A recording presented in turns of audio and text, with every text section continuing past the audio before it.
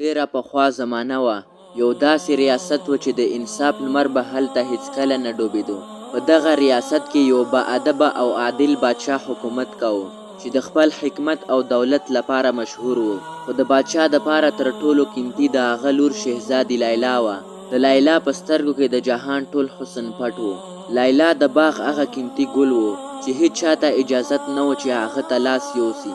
په همدې ښار کې د زړو او ساده محلونو ترمنځ یو ځوان اوسېدو چې نوم یې ارسلان و. ارسلان د بادشاه په شان مال او دولت نه لرلو، خو د ده لاسونه د هنرمند لاسونه وو چې هر څه ته به یې د هنر رنګ ورکولو. ارسلان یو باادبه، چوپ طبیعت او د رښتیني زړه انسان و. د ده ژوند د یو نیغې کرښې په شان روان و.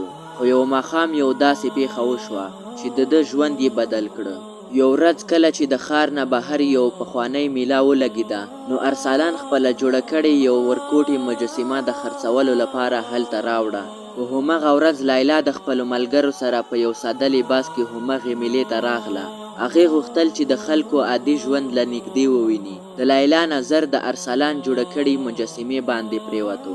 د مجسمه د هغه انسان وه چې د ده په مخ د صبر او سکون نښې ښکارېدې. لیلا مجسمې ته وکتل او احساس یې وکړو چې کله نه کله چوپتیا هم ډېر څه وایي. ارسلان چې وکتل، نو د دواړو ترمنځ یوه چوپه پوهه رامنځته شوه چې د خبرو اړتیا یې نه لرله. له دې وروسته دوی ملاقات په پټه کېدو، خو هغوی هېڅکله مخامخ نه شول. یوازې به یې د لرې نه یو بل ته کتل. هغوی یو بل لپاره پردي وو، خو د سترګو له لارې به یې د زړه خبرې لوستلې. دا مینه خاموشه وه، بې له شور او نمایش نه. د احساس یو پټ او ژور راز و. خو یو ورځ دا خبر تر بادشاه ورسېدو. بادشاه ډېر غوسه شو، خو هغه عادل انسان و. د ارسلان دربار ته راوغوښتو.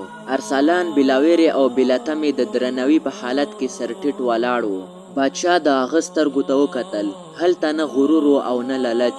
بادشاه پوهېدو چې د تلوار په زور او د سرو زرو چمک انسان ازمويي، خو د رښتیني زړه ازموینه د بل څه په تله کېږي. بادشاه ارسلان خواته وکتل او یو عجیب غوښتنه یې ترې وکړه. دا غوښتنه دومره سخته وه چې حتی زړور انسان ته هم پکې ولاړ پاتې کېدل ګران وو. بادشاه ورته وویل، که ته زما د لور لایق یې، نو لاړ شه د چوپو غرونو تر ټولو لوړې څوکې ته، هلته چې یوازې باد خبرې کوي.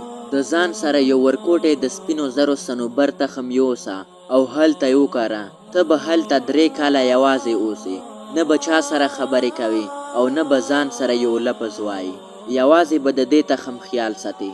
که 3 کاله وروسته بیرته راغلی، نو د تا سره به تخم نه بلکې د هغه لومړی ګل وي. که چیرې تا سره ګل نه و او یا د یو لفظ ویلی و، نو ته به همیشه دپاره د کلي نه بهر شي.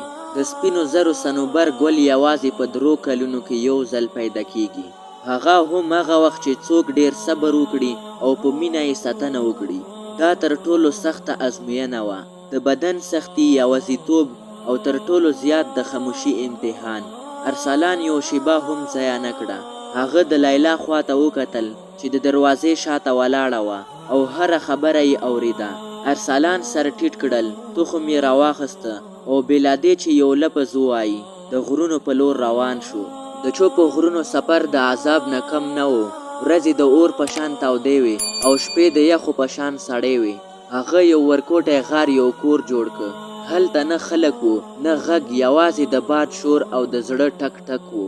ارسلان د تخم په یو ځای کې ښخ کړل. دا تخم د هغه ټوله دنیا وه. کله به چې سحر شو، نو تر ټولو اول به یې همدې تخم ته وکتل. په خپلو تودو لاسونو به یې ساړه نه ساته او د غرونو له چینو نه به یې ورته اوبه راوړلې. دا یوازې یو تخم نه و، دا د هغه مینه، صداقت او د صبر امتحان و. لومړی کال ډېر سخت و. خاموشي د یو دروند بوج په شان د ارسلان په سینه ناسته وه. ده ډېر ځل وغوښتل چې خبرې وکړي، یو ترانه ووایي یا خپل نوم واخلي، خو هغه نه شو کړی چې خپله وعده ماته کړي. هغه به د شپې ناوخته پاڅېدو او هغه ورکوټې د تخم څانګې ته به یې کتل.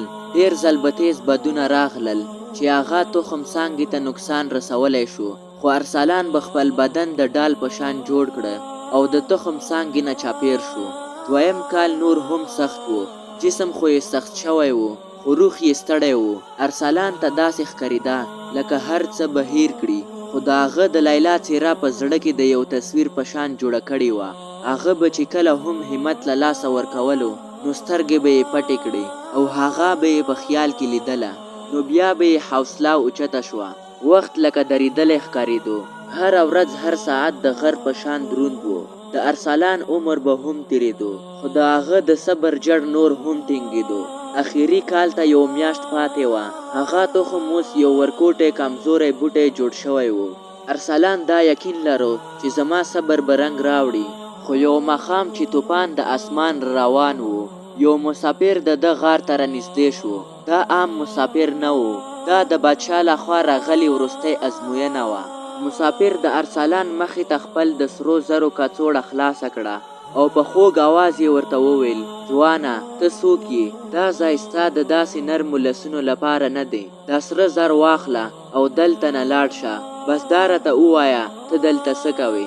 ارسلان چې کله سره زر وکتل نو بیا د لیلا یاد ورته راغلو، خو ارسلان هیڅ ونه ویل، یوازې چوپ پاتې شو او بیا یې مسافر ته اوبه ورکړې. مسافر ستړی شو او بیرته لاړو. یو هفته بعد یو ښځه هلته راغله چې ژړل یې او د خپل بچي د ورکېدو ډرامه به یې کوله.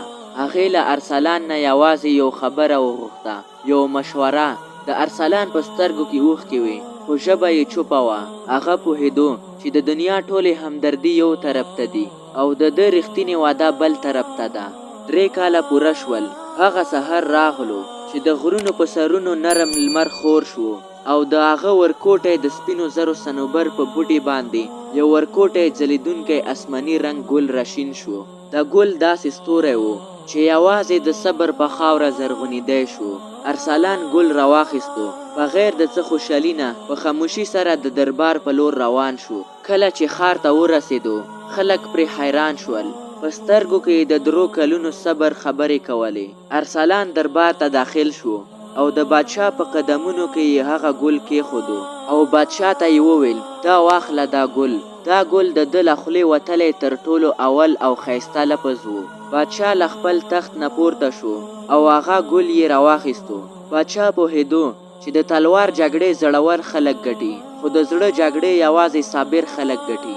ارسلان نه یوازې د چوپتیا وعده پوره کړې وه، بلکې دا یې ثابته کړه چې د ده اراده د کاڼي نه هم مضبوطه وه. شهزادی لیلا اوس بهر محل ته راوتلې وه. هغې ارسلان ته وکتل چې د ده په شونډو اوس هم د 3 کالو خاموشي قلف لګېدلی و. د لیلا سترګې له اوښکو ډکې شوې، خو دا اوښکې د غم نه وې، دا د اوږد انتظار او د کامیابي اوښکې وې. بادشاه په خپل لاس سره د ارسلان لاس ونیولو او په لوړ آواز یې وویل: ای زما د ښار خلکو، ټول خلک دا ګمان کړي چې دولت او طاقت د کامیابي کنجي دی، خو رښتیا څه بل شان دي. دې ځوان ثابته کړه چې رښتینی انعام یوازې په 2 شیانو کې دی: صبر او قرباني. دې ځوان 3 کاله د خپل زړه هره هیله قربان کړه او خپله ژبه یې بنده وساتله، یوازې د وعدې لپاره. دا د بادشاهي حقدار دی. بادشاه هغه ګل ارسلان ته وسپارو. بیا همغې ورځې د ارسلان واده د لیلا سره وشو. د دې کهانۍ نه موږ ته دا معلومیږي چې حقیقي مینه او د ژوند کامیابي د شور او لوړو خبرو نه میلومیږي. کله چې دنیا تا خبرو کولو ته مجبور کړي او حالات تا د لارې نه واړوي، نو ستا صبر ستا تر ټولو لوی طاقت دی. خپله وعده، خپل رښتیا او خپل ایمان هیڅکله د هوس لپاره مه قربانوئ. د صبر میوه همیشه د سپینو زرو د صنوبر ګل په شان ښایسته او د رڼا نه ډکه وي.